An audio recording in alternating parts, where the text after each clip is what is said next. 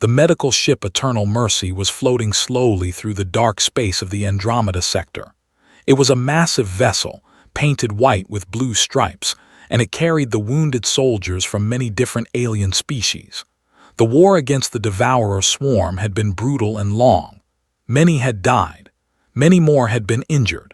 And now, the survivors were healing together in the recovery ward of this great ship. The ward was a large room with beds arranged in neat rows. Each bed had different equipment because each species needed different care. Some beds had water tanks for the fish-like. Some had heat lamps for the cold-blooded, and some had simple mattresses for the humans. Sat on his bed in the corner of the ward. He was a combat medic from Earth's 7th Expeditionary Force. His job was to save lives on the battlefield, and he had saved many. But today, he was the patient. He was wrapping a fresh bandage around his arm, moving slowly and carefully. His black hair was messy and his eyes looked tired. Around him, the alien soldiers were doing something strange. They were showing each other their wounds. There were tall beings made of living crystal. Their bodies looked like glass statues that could move and speak. When they got hurt, their crystal skin cracked and chipped. An officer was standing in the middle of the room, turning slowly so everyone could see the large crack running down his chest. The other aliens made sounds of respect and admiration. They were next. They were huge reptilian creatures with 4 arms and scales the color of dark stone. Their commander, a massive warrior named, raised one of his arms to show where his hand used to be. The limb ended in a smooth stump. Among the lost limbs never grew back. To show such a wound was to show great sacrifice. There were soft, tentacled beings that glowed with bioluminescent light. One of them displayed burn marks across their tender flesh. The glow permanently dimmed in those areas. Watched all of this quietly. He understood what was happening. It was a ritual. In many galactic cultures, warriors showed their wounds to prove they had fought bravely and survived. It was a way of earning respect. He did not expect anyone to ask him. Humans were new to the galactic community. Earth had only made contact with alien life 15 years ago. Most species still did not know much about humans. They saw them as small, soft, and weak. Humans had no natural armor like the. They could not regenerate like the. They were not made of hard crystal like the. To many aliens, humans seemed like the most fragile species in the galaxy. The officer, whose name translated to Crystalline Voice of Dawn, walked towards bed. His crystal body made soft, chiming sounds with each step. He stopped in front of the human and tilted his head with curiosity. "Human," they said. His voice sounded like wind blowing through glass chimes. "We share our wounds as testament to survival. It is our way of honoring those who have bled for the cause. What wound do you carry from the war?" The room grew quieter. Other aliens turned to look. Even the giant commander seemed interested. Nobody had ever asked a human this question before. Stopped wrapping his bandage. He looked up at the officer with his dark, tired eyes. For a long moment he said nothing. Then he slowly rolled up his sleeve. The aliens expected to see one wound, maybe a cut or a burn from the recent battle, something small. Something that matched their belief that humans were delicate creatures who could barely survive combat. What they saw was different. His arm was covered in scars. There were long ones and short ones, thin lines and thick ridges, old marks that had faded to white and newer ones that were still pink and angry.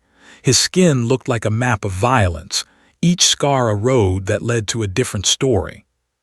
The alien stared in silence. Looked at his arm, then looked at the officer. His expression did not change. He was not proud. He was not ashamed. He was simply honest. "Which ones?" he asked quietly. "I have assortments." The silence in the room became heavier. Crystalline Voice of Dawn took a step back. His crystal body made a sharp sound like a glass hitting a table. The soldiers exchanged glances. The glow flickered with confusion. "I do not understand," they said slowly. "You have many wounds." Nodded yes. From many battles. Almost smiled, from many things. He rolled his sleeve higher, showing more scars. Then he began unbuttoning his medical uniform shirt. The other humans in the ward, there were 4 of them, watched him without surprise. They knew what was coming. They had their own maps to show. As opened his shirt, the aliens saw more scars covering his chest, his stomach, his sides. Some were surgical clean lines from medical procedures. Some were rough and jagged, wounds that had healed badly or quickly. Some looked like burns. Some looked like punctures. There were so many. "By the crystal mothers," crystalline voice whispered. His voice trembled like a broken bell. "How are you alive?" Pulled his shirt off completely and turned around. His back was even worse. A massive patch of melted skin covered his left shoulder blade. Pockmarked holes decorated his spine like stars in a terrible constellation. And near his lower back, there was a perfectly round scar, an entry wound that went straight through his body. "Humans are hard to kill," said simply. He turned back to face "We are also hard to keep dead." Nobody in the room knew how to respond. A human woman on a nearby bed laughed softly. Her name was, and she was a soldier from the same unit as. Her leg was in a cast, and she had crutches leaning against her bed. "You scared them," she said too.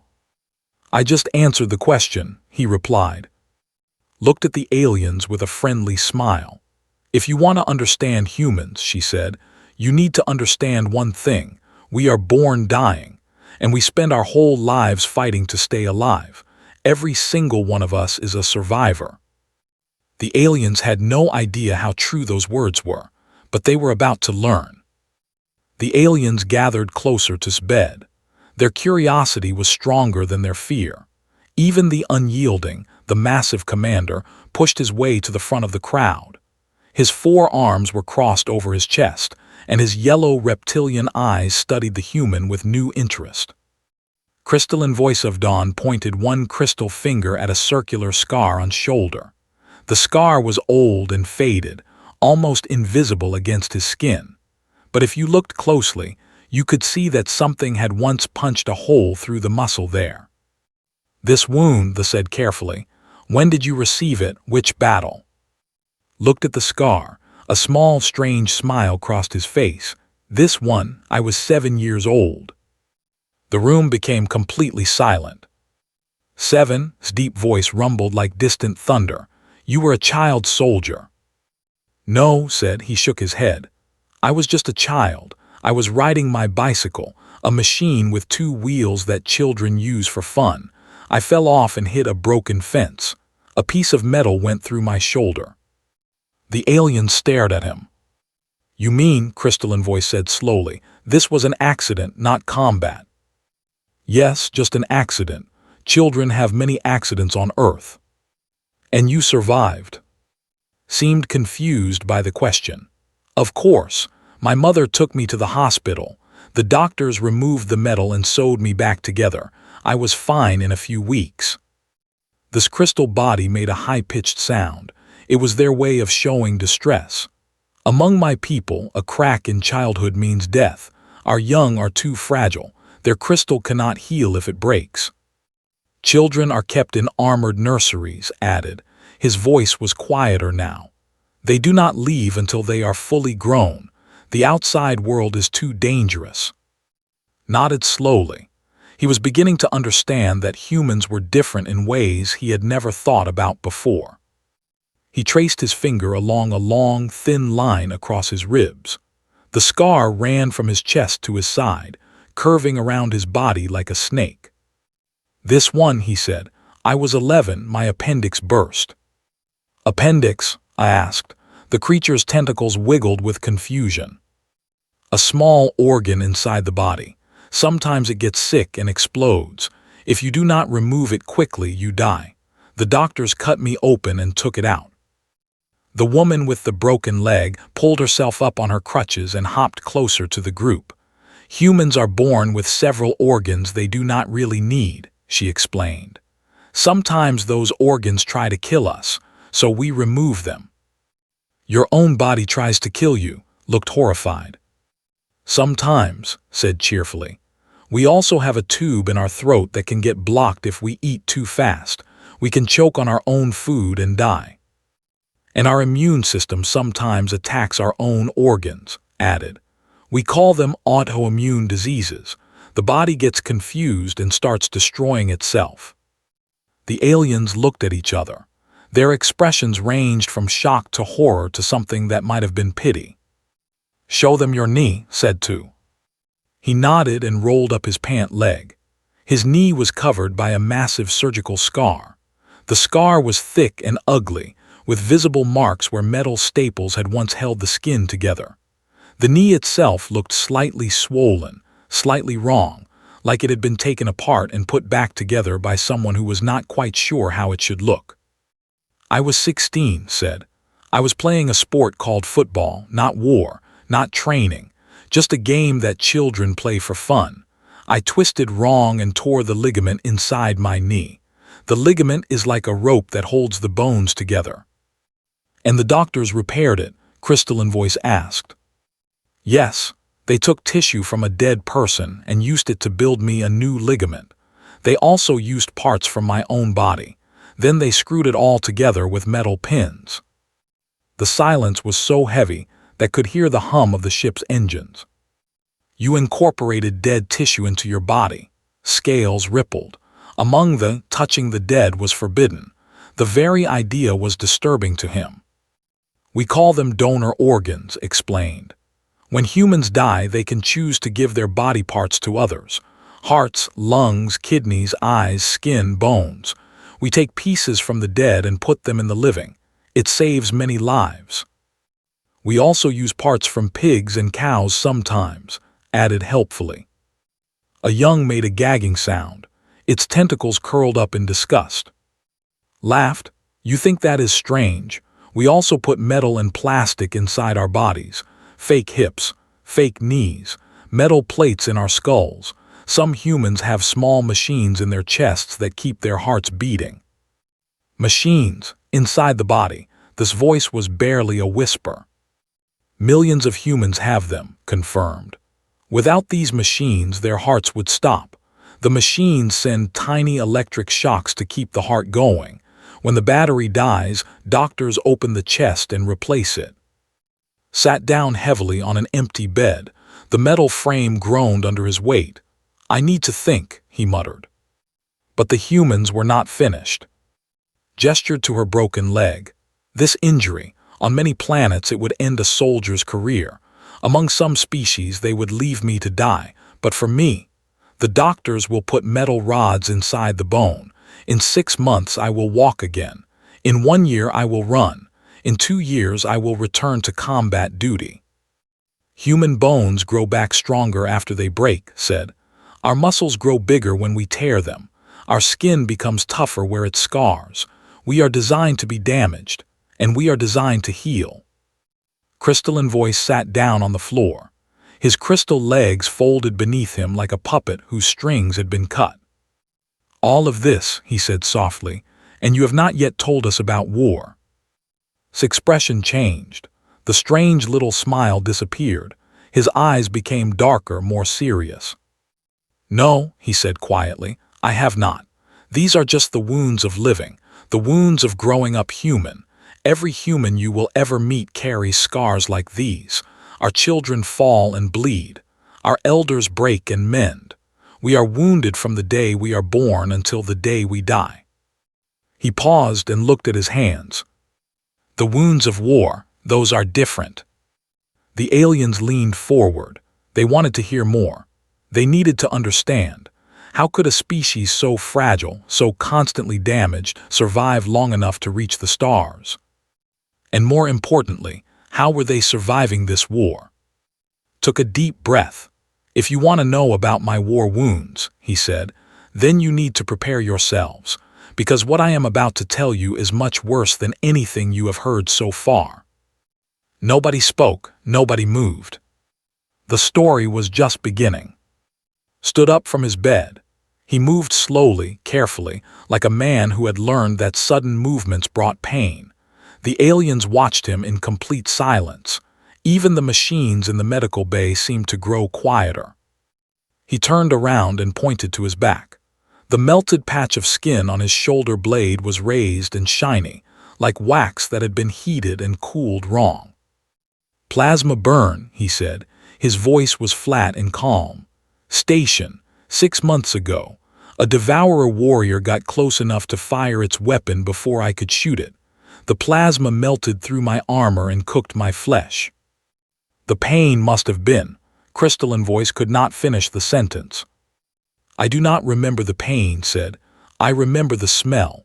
Human flesh smells like pork when it burns. I remember thinking that I was hungry. Then I passed out." He moved his hand lower, pointing to the pockmarked holes scattered across his back and sides. The scars were small but numerous, like someone had pressed burning fingers into his skin again and again. "Shrapnel," he explained. "Devourer spine bombs, you know these weapons." Nodded grimly. "Biological explosives. The devourers grow them inside their own bodies. When they detonate, they send thousands of bone fragments in every direction." "Correct. I was caught in one of these explosions. My armor stopped most of the fragments, but many got through. The medics spent 4 hours pulling pieces of bone out of my body. They found 47 fragments in total." 47. Us tentacles went limp with shock. "The medics could not find them all. I still have 3 pieces inside me. They are too close to my spine to remove safely, so they stay." "You carry enemy bones inside your body," sounded impressed despite himself. Shrugged. "They do not bother me much. Sometimes they ache when the weather changes, but that does not happen in space." He turned back to face the crowd and pointed to his lower back. The circular scar there was perfectly round, about the size of a coin. It was pink and still healing. On his stomach, directly opposite, there was a matching scar. "This one went straight through," he said. "Entry wound in the back, exit wound in the front. A devourer sniper hit me during the retreat from Colony 7. The alien stared at the 2 scars. Entry, exit. The projectile had passed completely through his body. "What did it hit?" Crystalline voice asked weakly. "Which organs?" "The bullet missed my spine by 2 centimeters. It passed through my kidney and part of my intestine. I lost a lot of blood. I should have died." He paused. The next words seemed difficult to say. "I did die," he said quietly. "For 4 minutes my heart stopped. I was dead." The room erupted in confused sounds. The maid chiming noises of distress. The growled and shifted uneasily. The flickered their lights in rapid patterns. "Dead?" demanded. "Then how are you standing here?" "The medics brought me back." Another human, Sergeant, spoke up from her bed. She was an older woman with gray streaks in her black hair. Her right hand was wrapped in bandages, and only 2 fingers were visible. The other 3 had been lost somewhere in the war. "Humans have been restarting stopped hearts for centuries," she said casually. "Electric shocks to the chest, chest compressions, medication injected directly into the heart. We have many ways to bring back the dead." "You fight death itself?" asked. There was something new in his voice, something that sounded almost like awe. "Every single day," confirmed. "We have been doing it so long that we do not even think about it anymore.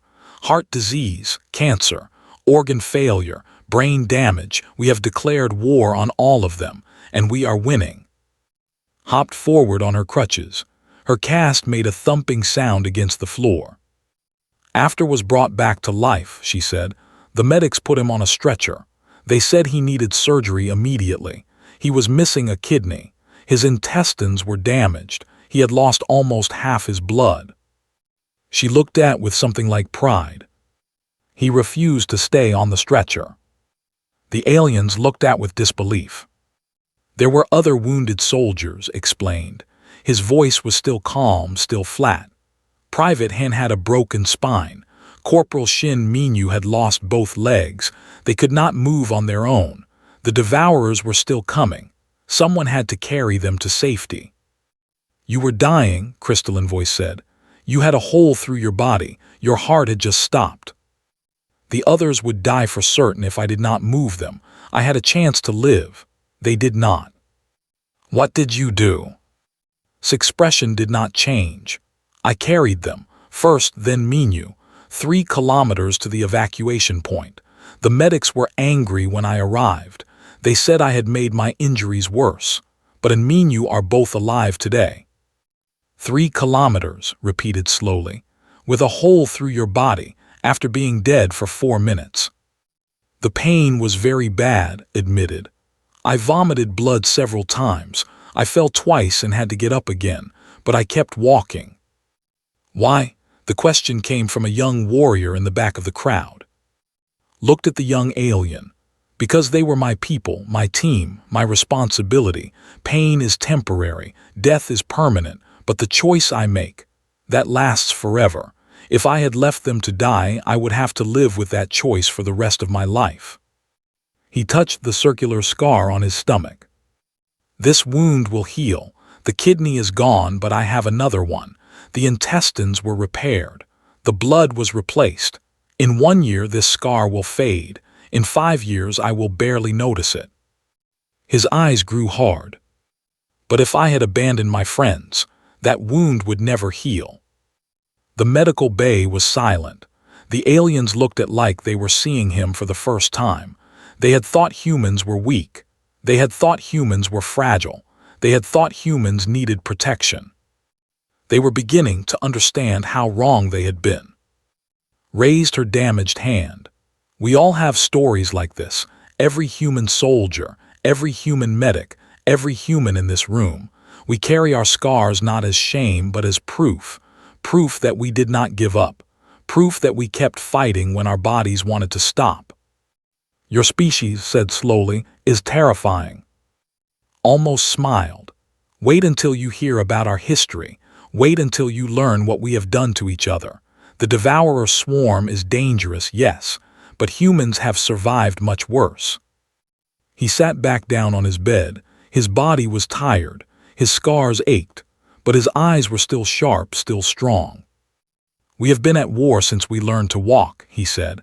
War against enemies, war against nature, war against disease, war against ourselves. The devourers think they know violence. They think they understand destruction. He shook his head slowly.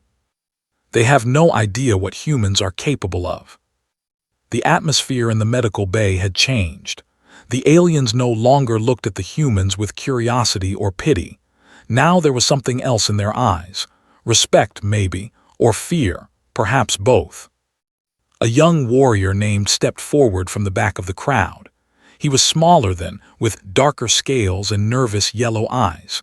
Among his people, he was barely an adult. Human, he said hesitantly. His deep voice trembled slightly. Do all of your kind carry such damage? Are all humans like this? Looked at his fellow humans. Sergeant nodded slowly, gave a small smile, and in the corner Private Han, the young soldier whose spine had saved, sat up in her medical bed. Sit down, said softly to the aliens. I will tell you about the wounds you cannot see. The aliens found places to sit. Some used beds, some sat on the floor, remained standing, but he moved closer.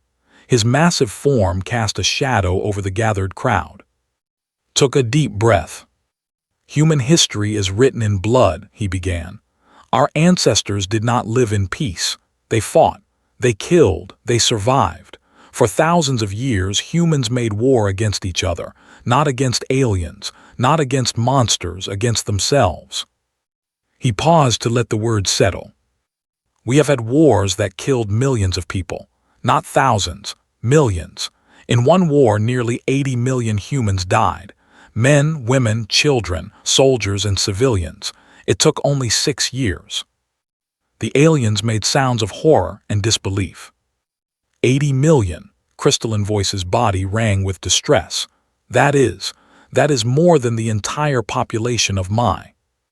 Yes, said simply, and that was not our only war. There have been hundreds, thousands. Humans have been killing each other since the beginning of our history. We have fought over land, over resources, over ideas, over gods, over pride. Sometimes we fought for no reason at all. Sergeant spoke next. Her voice was rough but steady. We have also survived diseases that killed half our population. A sickness called the Black Death swept across our world and killed 1 in every 2 people. Another disease killed most of the people on an entire continent. Tens of millions died coughing blood. And natural disasters added. Earthquakes that destroyed whole cities, floods that drowned millions, volcanoes that blocked out the sun. Our planet has tried to kill us many times. It has not succeeded. We call this generational trauma, explained. The pain of our ancestors lives inside us. Our grandparents survived wars. Our great-grandparents survived plagues. Each generation inherits both the wounds and the will to survive. The suffering does not disappear. It becomes part of us. The youngest human in the room spoke for the first time. She was barely 20 years old, with a round face and dark eyes that looked too old for her age. My grandmother was born during a war, she said quietly. Bombs fell on her city every night. She watched her parents die. She ate grass and tree bark to survive. When the war ended, she had nothing. No home, no family, no food. The aliens listened in silence. She rebuilt her life. She found work. She married.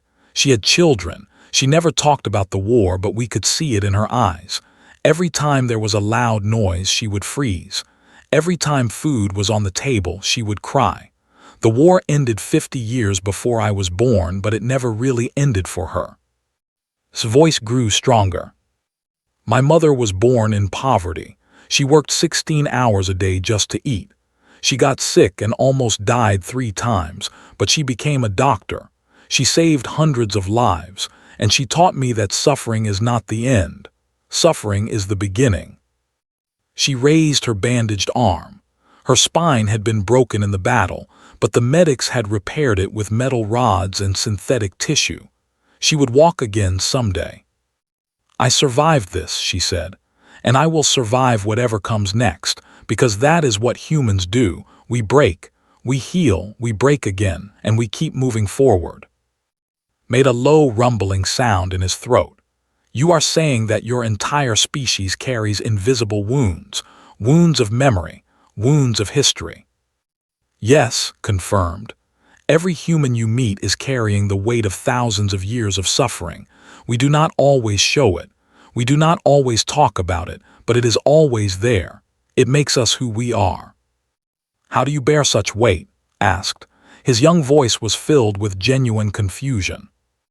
We help each other, said. She gestured around the room at her fellow humans. We are not strong alone. No human is, but together we can carry anything.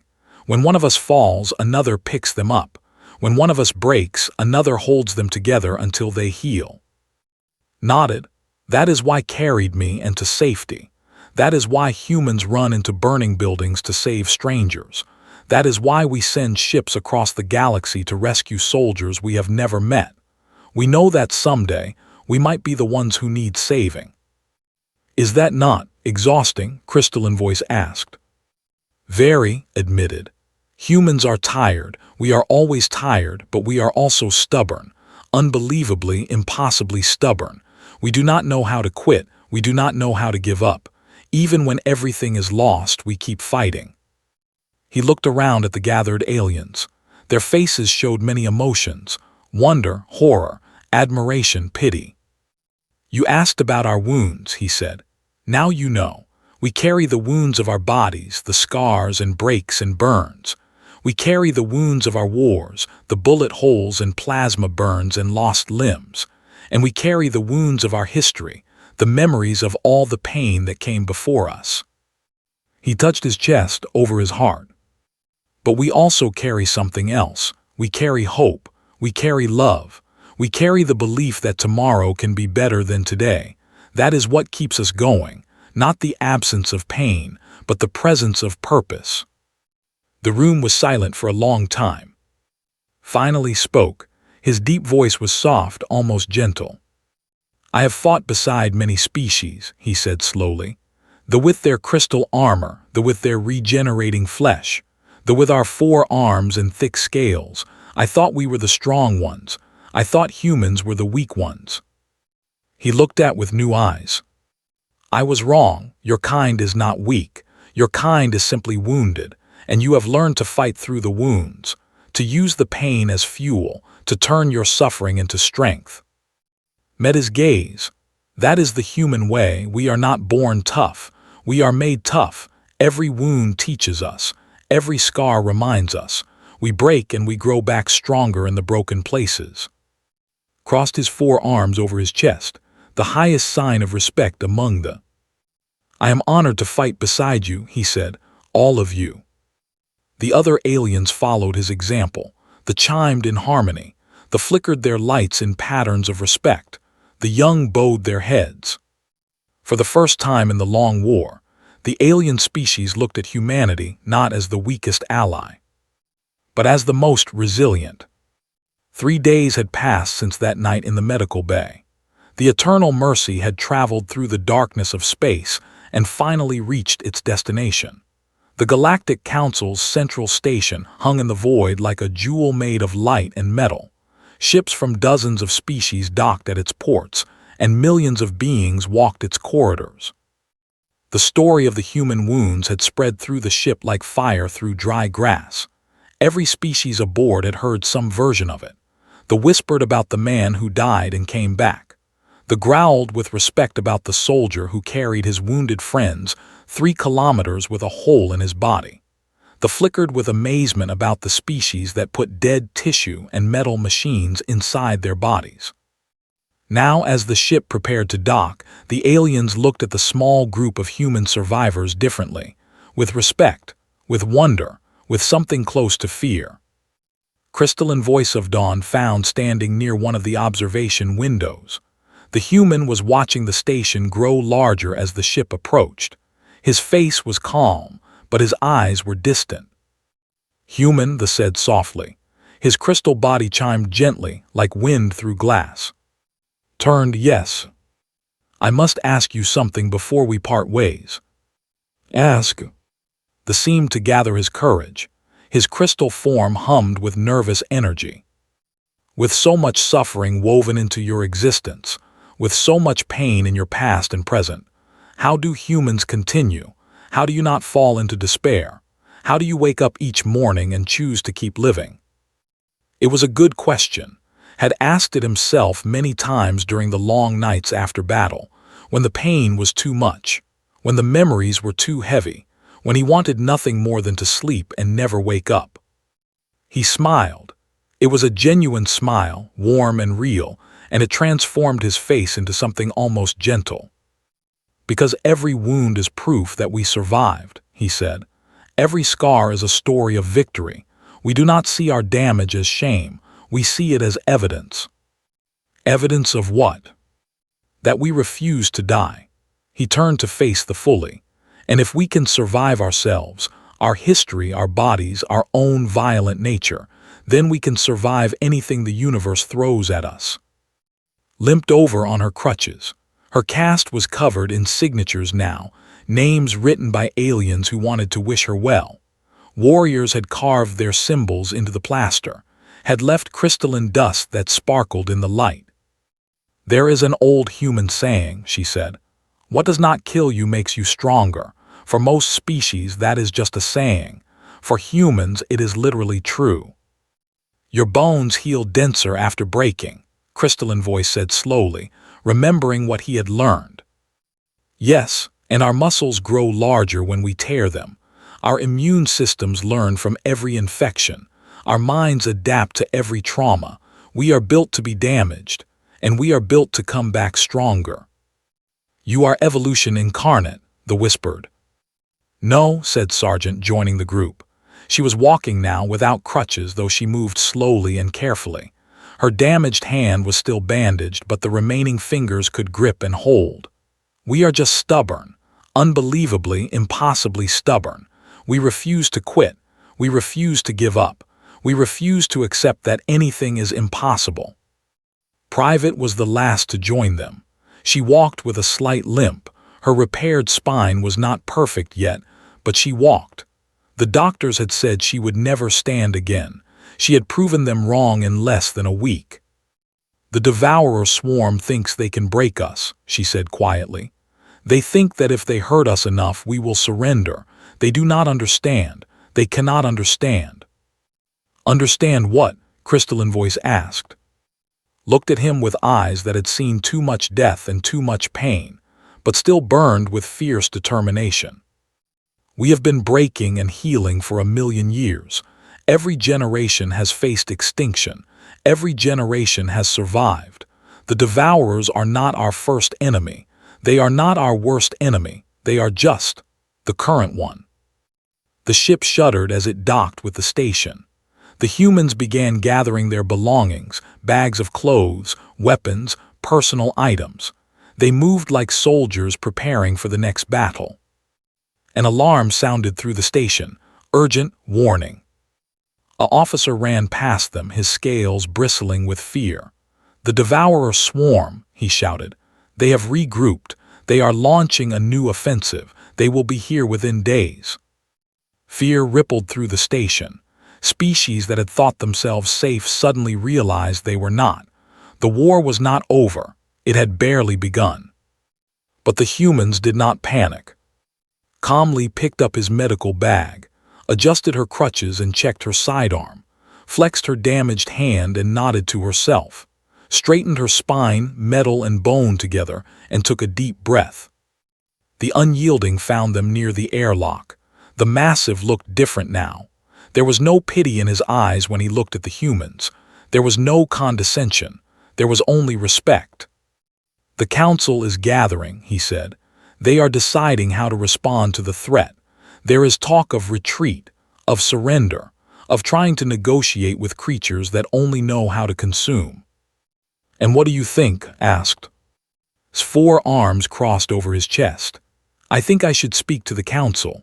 I think I should tell them what I learned on this ship, about your wounds, about your scars, about your impossible, stubborn, unbreakable spirit. He turned to address the small group of humans.